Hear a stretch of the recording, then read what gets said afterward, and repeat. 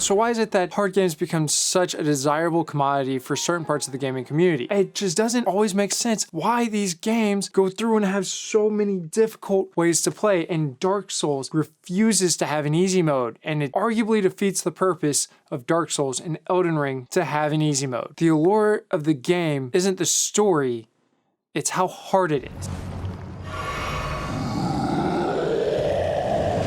A lot of people tend to think of games as like this fun and easy experience, and it should just be something that you go through to do and relax and enjoy. But how often is it that you go through and you do something that's super easy and it just loses your attention really, really quick? It doesn't have enough oomph or gusto to keep your attention there for a while. Sure, some things are super relaxing and we do them for a little bit, but as we progress and we gain new skills, we don't always want to do the same thing over and over again. Simple things like art go from simple single shading and coloring books to going through and doing multicolor shading and making the most detailed pictures we can, just simply because we practice. I know that's like a weird segue between art and video games, but the same principles apply. If we go through and we don't allow ourselves to grow, then what's the point of doing the activity? Those that go through and enjoy things that are harder tend to have already gone through all the progressions of the easier steps, and they don't like repeating and doing something easy again or relaxing in that same manner. The thrill of it is for them to try something new, something harder, something different, and see if they can master that skill. And that's where games really seem to excel, is the fact that they found this sweet spot. They've been engineered to find this sweet spot for most gamers where they can fail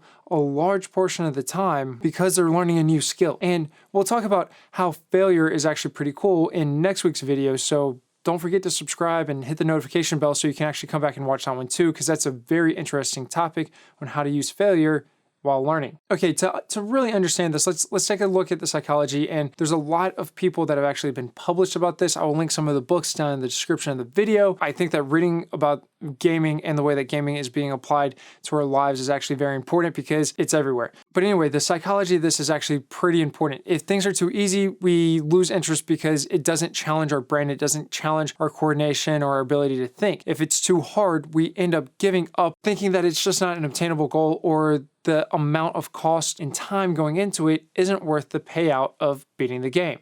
So for each person, it's this relative cost. Like if I spend a lot of time at this game, there better be a good payout, or I might spend a lot of time at this game so that I'm one of the very few people in the country that can beat this boss, and I've trained really hard to be really good at this game. Now, a lot of people go through and they say, well, why would you do that for a game? Well, why would you go and do that for art? Because you love it. You love doing this. And if it's what you're interested in, it makes sense. For each player, that sweet spot is roughly somewhere between that like fail 40 to 60, maybe 70% of the time, depending on what's going on. If you go through and you fail 20% of the time and you win 80% of the time, you're going to beat the game in no time, but you're just there for the story. But if you're there for the challenge and something that actually gives you a little bit of resistance, then it might be closer to that 50 or 60% fail rate. It's really interesting how they find the sweet spot, and that's why the difficulty levels are there in most games. But why isn't it there in Elden Ring? The game doesn't adapt to you, you have to adapt to the game.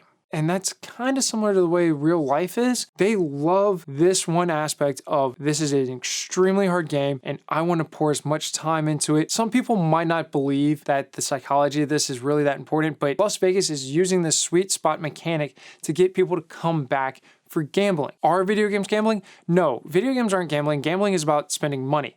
Microtransactions and loot boxes are, but I have another video about that. Link in the description. You might want to go read that if you are a parent and you're worried about your kids spending too much money. Vegas uses the same principle of having people win a certain percentage.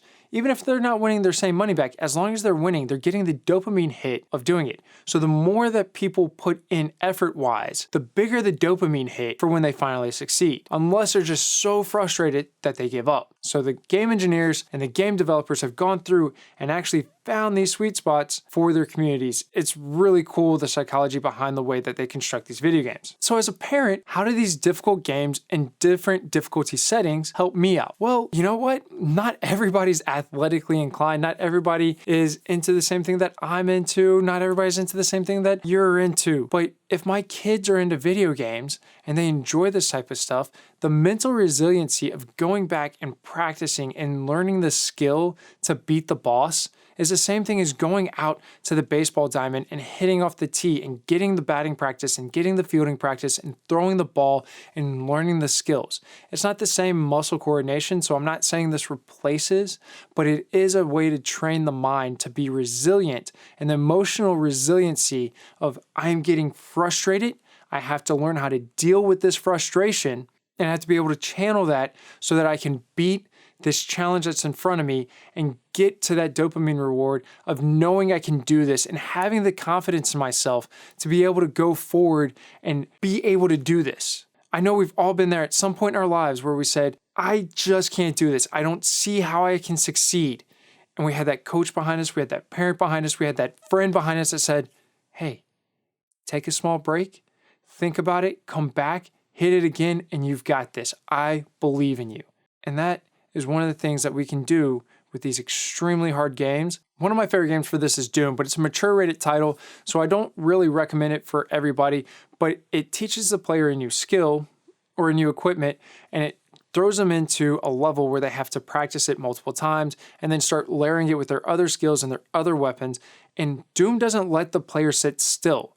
It's a continuous movement game, so it becomes very interesting as players try to learn all these new mechanics and fit them in and move forward. You learn it, you integrate it, you move throughout the entire level facing harder and harder resistance, and then you get to the final boss that you have to use these skills at in order to beat them. One of the other things that's really nice about video games is that video games are a non-attributional environment. That means that there's nothing bad that's going to happen from failing in a video game. This is one of those things where we talk about kids can learn through failure, like, hey, I can experiment and I can try this crazy wild idea, but I'm not going to get punished for it not working. So they can think creatively and move on. And like I said, that's going to be a topic for another time. We'll explore that much more in depth because that is a huge, huge aspect of video games and why we should be able to use those as parents to help our kids think creatively. So if you're asking why your kid or your spouse wants to play this incredibly difficult game and they just sit there and they rage because video games are how they relax, but then they flip out and they can't handle it, it's because they're learning this mental resilience and this emotional resilience of facing a difficult challenge that they want to beat and they're invested in and they're emotionally invested in. It's okay for us to go through and help guide them mentally and emotionally through this to help them build that resiliency and become better, not just at the video game, but being able to control their emotions and mental state in the face of adversity. Yep. I'm saying we can do that through video games, and I know that is going to blow some people's minds. So if it does, comment down below. Let me know if that's something that you had ever thought about being able to teach through video games or something completely outside of what you thought was feasible. If you made it this far, I really appreciate you sticking around. This is Wes from Ridir Gaming. I do this to try and help the community be a better place. So if you're here to do that and you're here to learn more about gaming to integrate it in your family or be able to talk to your spouse or your kids about it, this is a channel for you. So do me a favor, hit subscribe and like, maybe that notification bell. And then in the meantime, I've got a video about child-directed play and how video games are very useful for being able to pay attention to our kids and how that helps build our relationships with them. So I suggest watching that next. This is Wes from Ridir Gaming. Do good, play hard, game on, and I'll see you next time.